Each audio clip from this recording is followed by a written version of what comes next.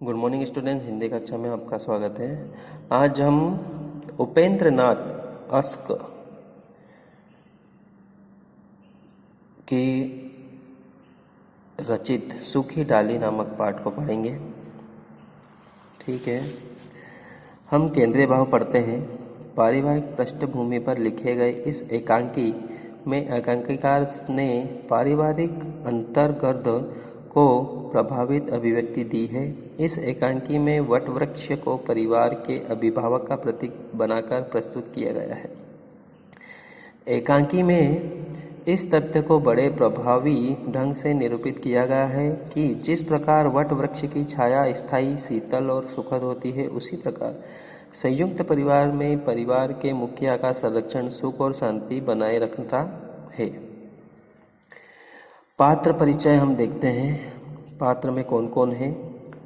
दादा बेला छोटी बहू, कर्मचंद्र छोटी भाभी, बेला की सास, इंदु की माँ, परेश मंझली भाभी, भासी बड़ी भाभी, मल्लू मंझली बहू, बड़ी बहू, इंदु, रजवा, परो, ये सभी पात्र हैं इसमें।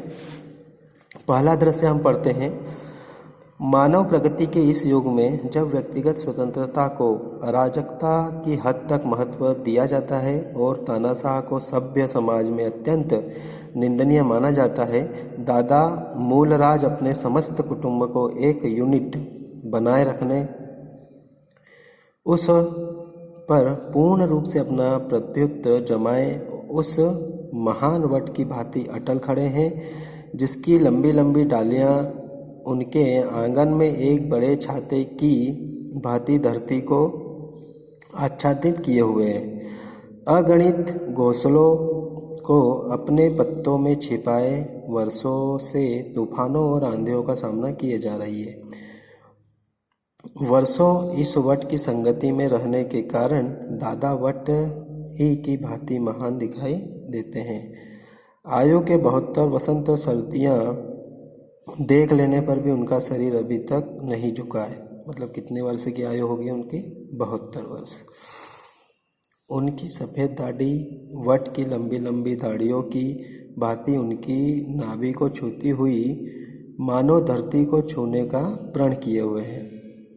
दादा का लड़का 1914 के महायुद्ध में सरकार की ओर से लड़ते लड़ते काम आया था।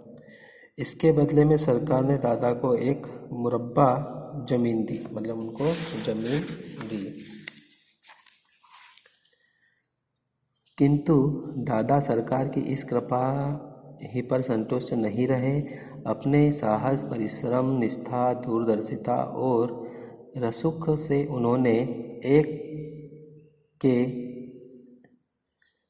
10 मुरब्बे बनाए। उनके 2 बेटे और पोते जमीन, फाड़, डेयरी और चीनी के उस कारखाने के काम की देखभाल करते हैं जो उन्होंने हाल ही में अपने ज़मीन में लगाया है। सबसे छोटा पोता अभी अभी नायब तहसीलदार होकर इसी कस्बे में नियुक्त हुआ है। कुछ ही दिन हुए उनका विवाह लाहौर के एक प्रतिष्ठित तथा संपन्न कुल की सुरक्षित लड़की से हुआ। उनके छोटे पोते परेश का नायब तहसीलदार और उनकी छोटी बहू पतोहू का सुनिश्चित होना अपने में 2 महत्वपूर्ण बातें हैं। पहले, ये सरकारी हलकों में उनकी प्रतिष्ठा और भी बढ़ी जाने की संभावना है। गांव में उनका और भी आदर होने लगा। किंतु साथ ही दूसरी बात से उनके परिवार के लिए संकट भी उपस्थित हो गया। कौन सी दूसरी बात? उनकी तीनों बहुएं जो घर में बड़ी भाभी, मंझली भाभी मतलब बीच की, और छोटी भाभी के नाम से पुकारी जाती है, सीधी सादी महिलाएं हैं। उन सब में उनकी पोती इंदु है, जिसने प्राइमरी स्कूल तक बड़ी सफलतापूर्वक शिक्षा पाई है। सबसे अधिक पढ़ी लिखी समझी जाती है।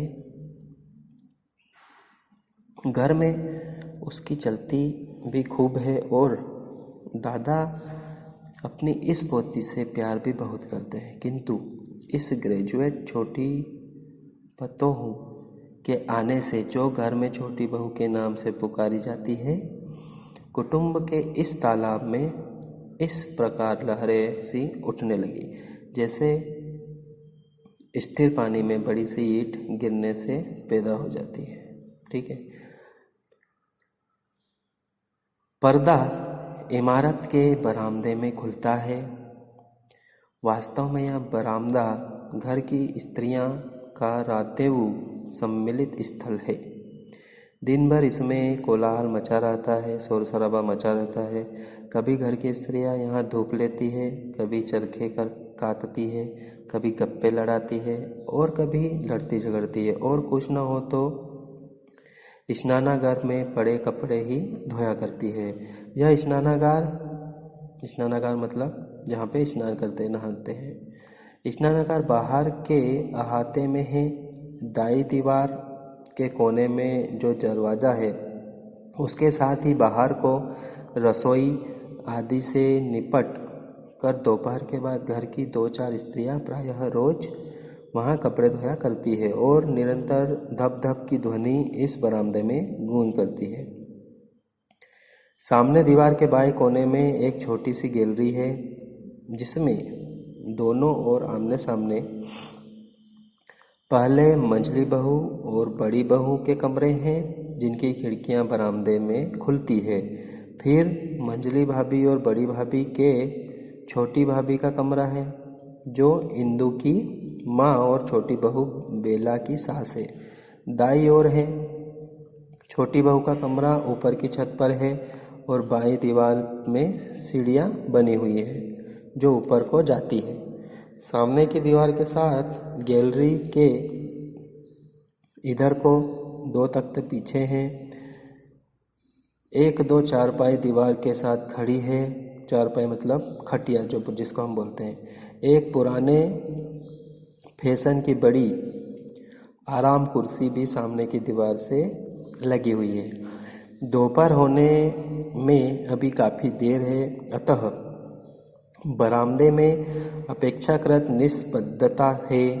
केवल गैलरी से स्त्रियों के जल्दी जल्दी बातें करने की आवाज़ आ रही है।